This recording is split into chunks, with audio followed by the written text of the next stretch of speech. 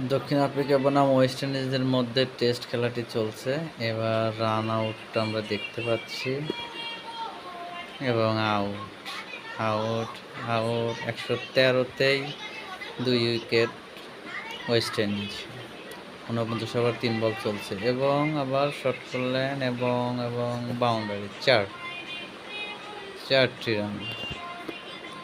Run এবং এলবির আবেদন করেছেন এবং আউট আউট আউট ১১৯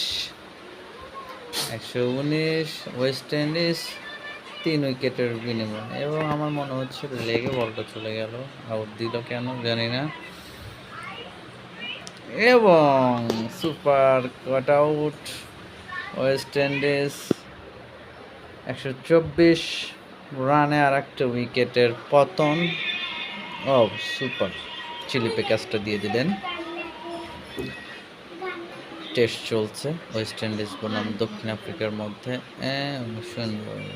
সুন্দর মার্কাম ক্যাচটা নিলেন এবং আবার শট করেছেন জোরেশ্বর এবং ৪টি রান, ৪ উইকেটে ১৩০।